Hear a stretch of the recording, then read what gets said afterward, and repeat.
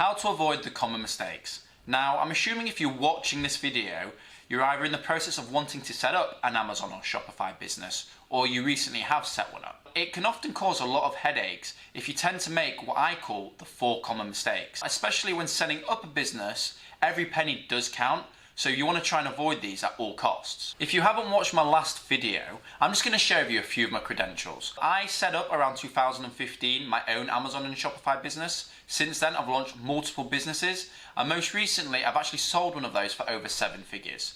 Now, let's get straight into this and look at the 4 common mistakes that people typically make when wanting to set up their own business. So first of all, invest in yourself. Take the time to develop your own process. More often than not, when speaking to others around me that are looking at setting up their own business, the most common excuse I hear is they don't have the money.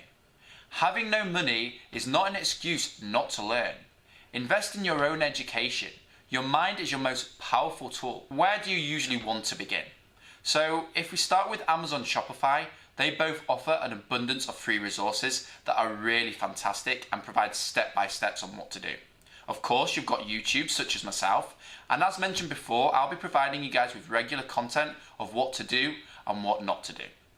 And now, if you're looking for a bit of bedtime reading, a few books that I've read that I thought were absolutely fantastic include 0 to 1 by Peter Thiel, which is about the startup mindset and new ways to solve problems, and the 48 Laws of Power by Robert Greene, which is always learning to outperform.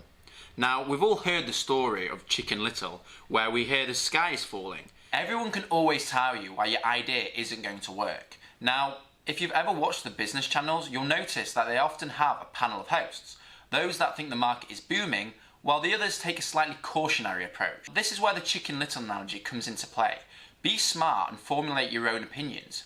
Most people get too fearful that the sky is falling and pull away and don't move forward with their own ideas. In the e-commerce space, we've actually recently seen this with the iOS 14 changes by Facebook. Those that are very scared of the market feel that it's too expensive now to advertise on Facebook. But there's 2 sides to every story, and it's the same for Amazon. Yes, there might be bigger brands now on the platform, but the only answer isn't leaving, it's learning to adapt and work with your competition and see how you can become number 1 in that space. It's understood that you're the average of the 5 people you associate most of your time with. The reason why I'm wanting to bring this up and why it's relatable to business is because it's important that you always want to level up, always improve, and keep on challenging yourself. Don't spend time with people who constantly bring you down. Try and associate with those who are positive and who can provide you valuable feedback. Equally, you don't want to be around people who are continually yes men, who are telling you that your business idea is fantastic when it's clearly not. Any business, whether small or large, their number 1 focus is making profit and ensuring that they're cash healthy. And what typically small startups tend to do is they begin with 1 bank account. The number 1 mistake you're making here is you're not staying on top of your finances. You'll see money come in and it look fantastic, but you're forgetting about those regular outgoings and various bills and taxes that have to be paid.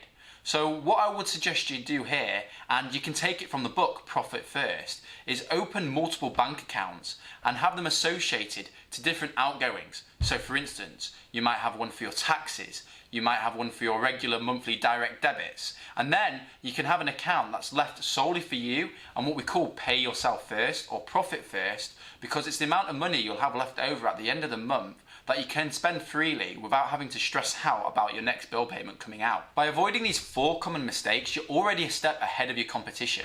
If there's anything that I've discussed in today's video that you want a bit more clarification on, then please post your questions in the comments below and I'll do my best to have them featured in our next video.